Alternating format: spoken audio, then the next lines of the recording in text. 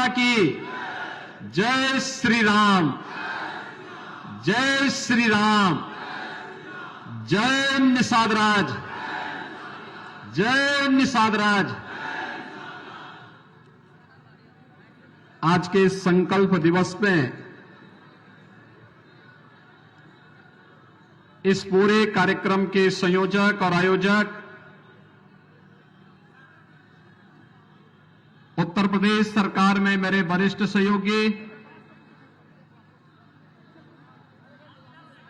Nishad Raj party के राष्ट्रीय अध्यक्ष डॉक्टर संजय निषाद जी,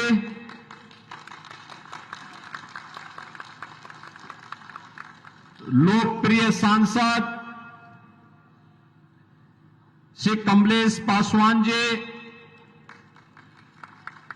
लोकप्रिय सांसद श्री प्रवीण निषाद जी, प्रदेश सरकार प्रदेश के विधानसभा के माननीय सदस्य श्री श्रवण निषाद जी, विवेकानंद पांडे जी, डॉक्टर असीम कुमार जी, श्री राजबाबू उपाध्याय जी, श्री अनिल त्रिपाठी जी, श्री रमेश सिंह जी, श्री विपुल दुबे जी, श्री विनोद बिंद जी, ऋषि त्रिपाठी जी, महंत रविंद्र दास जी, निषाद पार्टी की राष्ट्रीय उपाध्यक्ष श्रीमती मालती निषाद जी, डॉक्टर अमित निषाद जी और प्रदेश भर से आए हुए निषाद राज के सभी अनुयायी उपस्थित भाइयों बहनों, महायोगी बाबा गोरखनाथ की इस पावन धरा पर आपके 10वें संकल्प दिवस के इस आयोजन में मैं आप सबका हृदय से अभिनंदन करता हूं।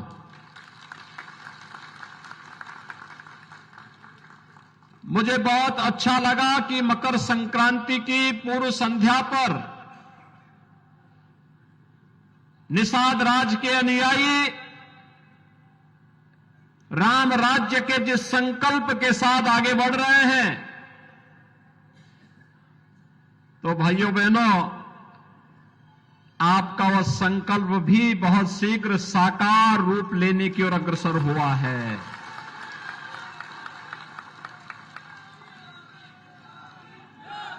संघर्ष कभी व्यर्थ नहीं जाता है, कभी व्यर्थ नहीं जाता है। और वह संकल्प जो आज से कुछ वर्ष पहले भले ही पिछली सरकारों के कारण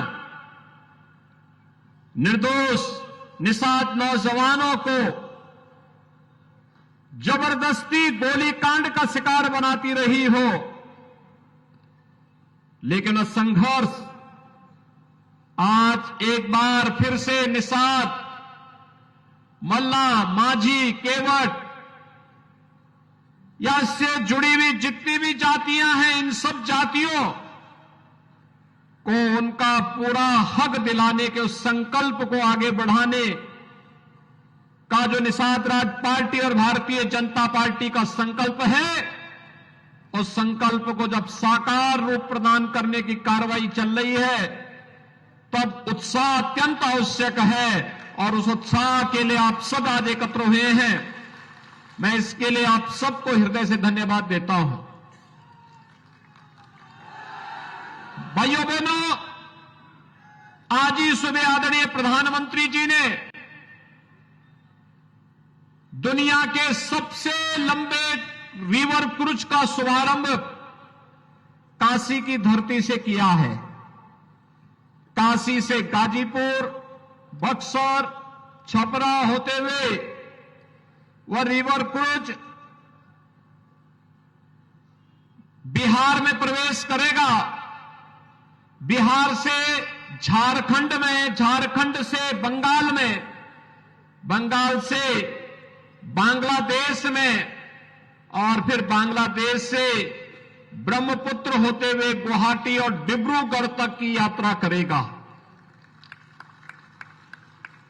यह प्रदेश के अंदर पर्यटन और रोजगार की नई संभावनाओं को तो आगे बढ़ा ही रहा है, लेकिन जो हमारे माझी नाविक और मल्लाह बंधुगण हैं, उनके लिए नए रोजगार की संभावनाओं को भी आगे बढ़ाने का एक माध्यम बन रहा है।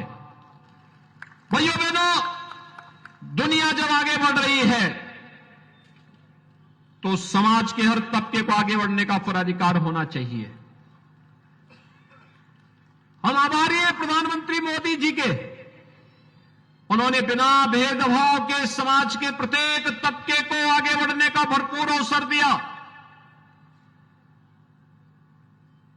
मत्स्य संपदा योजना इसी श्रेणी का हिस्सा है और उन्हीं की प्रेरणा से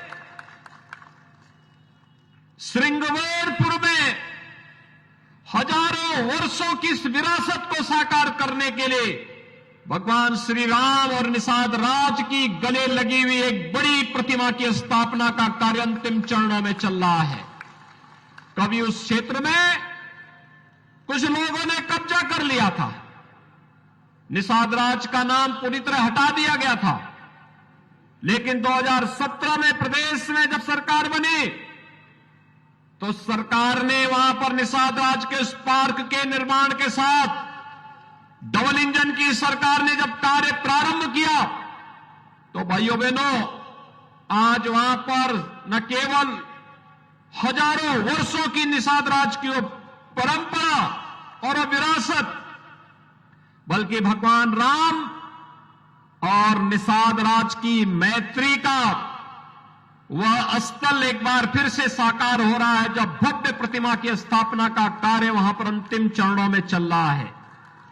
आज के इस अवसर पर जब हम सब यहां पर एकत्र हुए हैं, मैं इस अवसर पर उत्तर प्रदेश के अंदर डबल इंजन की सरकार जो कार्य कर रही है, मत्स्य संपदा योजना न केवल केंद्र सरकार के स्तर पर बल्कि डॉक्टर संजय निषाद तो प्रदेश सरकार के हिस्से हैं और इसलिए उत्तर प्रदेश के अंदर भी हम लोग मत्स्य संपदा योजना का शुभारंभ करने जा रहे हैं। राज्य सरकार भी इसमें अपना योगदान देने की कार्रवाई को आगे बढ़ा रहा है।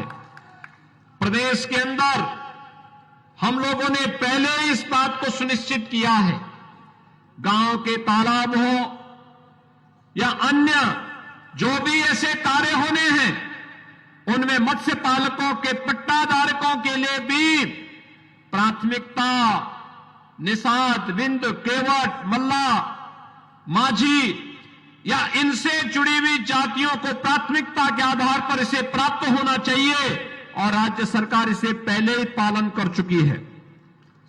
लेकिन साथ साथ मनरेगा के कन्वर्जन के माध्यम से भी उन तालाबों के निर्माण में योगदान देने की कार्रवाई को भी जहां आगे बढ़ाने का कार्य किया गया है, वहां पर हम लोगों ने अन्य तमाम प्रकार की योजनाओं को भी आगे बढ़ाया है और इस विभाग के मंत्री स्वयं डॉक्टर संजय निषाद जी हैं, तो स्वाभाविक रूप से वह इसको तेजी के साथ आगे बढ़ाने का कार्य कर रहे हैं।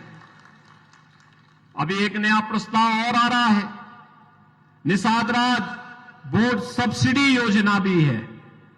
आपने देखा होगा अब डीजल और पेट्रोल और केरोसिन से नहीं, सीएनजी की नौकाएं आ रही हैं।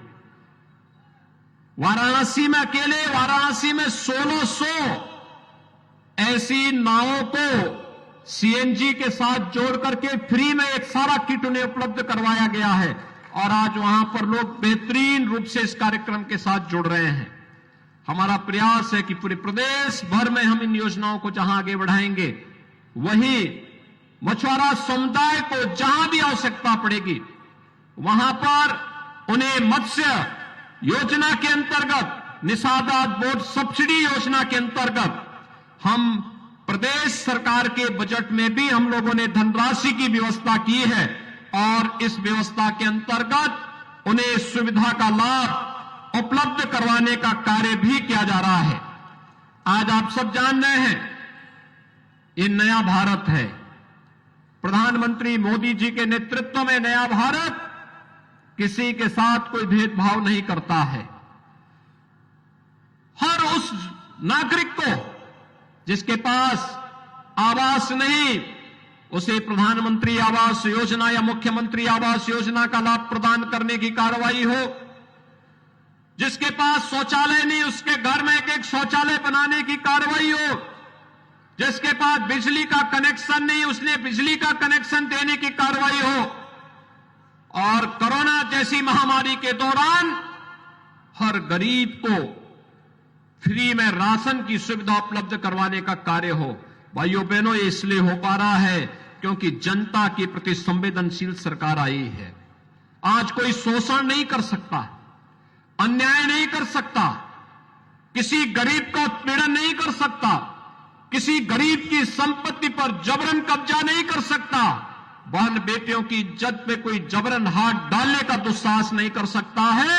और सरकार का संकल्प है कि हम सामाजिक न्याय की इस अवधारणा को मजबूती के साथ आगे बढ़ा करके प्रधानमंत्री मोदी जी के नेतृत्व में जब भारत का डंका दुनिया में बज रहा है, आज आप देख रहे होंगे दुनिया के अंदर भारत एक नए भारत के रूप में प्रस्तुत हुआ है।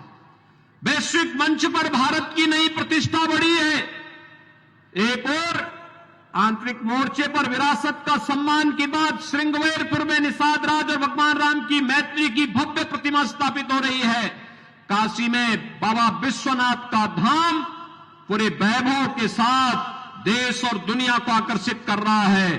तो अयोध्या में भगवान राम के भव्य मंदिर के निर्माण का कार्य भी आज अंतिम चरणों में चल रहा है। 2023 के दिसंबर मास में अयोध्या में भगवान राम का भव्य मंदिर का निर्माण कार्य संपन्न हो चुका होगा। भाइयों बहनों, यह भारत का राष्ट्र मंदिर है जिसमें समाज के हर एक तबके को भरपूर सम्मान मिलेगा। और भाइयों बहनों, आज न केवल आंतरिक मोर्चे पर बल्कि वैश्विक मोर्चे पर भी अगर आप देखेंगे भारत कैसे भारत की धाक जमी है। दुनिया के वे 20 बड़े देश जो G20 के रूप में जाने जाते हैं, उनकी अध्यक्षता का नेतृत्व भी प्रधानमंत्री मोदी जी के नेतृत्व में वर्तमान में चल रहा है। ये दुनिया के वे 20 बड़े देश हैं जिनका दुनिया में 60% आबादी जहां निवास करती है, 75% व्यापार पे जिनका अधिकार है, 85% जीडीपी पर जिसका अधिकार है और 90% पेटेंट पर भी जिन देशों का अधिकार है। आज प्रधानमंत्री मोदी जी के नेतृत्व में मानवता के कल्याण के एक नए मार्ग पर ये सभी 20 देश निकल पड़े हैं। और हम विश्वास के साथ कह सकते हैं कि निषाद राज पार्टी ने 10 वर्ष पहले जो संकल्प लिया था निषाद और मछुआरा समुदाय के उत्थान के लिए, उसको भी साकार रूप प्रदान करने की कार्रवाई अंतिम चरणों में चल रही है। और इस अवसर पर मैं एक बार फिर से आप सबके संघर्ष का अभिनंदन करता हूं और आपका आह्वान करूंगा कि जब सफलता सिद्धि की ओर बढ़े तो धैर्य के साथ नेतृत्व पर विश्वास करते हुए हमें मजबूती के साथ आगे बढ़ना चाहिए। इन्हीं सब शब्दों के साथ मैं एक बार फिर से इस संकल्प दिवस के अवसर पर आप सभी को हृदय से बधाई देता हूं, अपनी शुभकामनाएं देता हूं।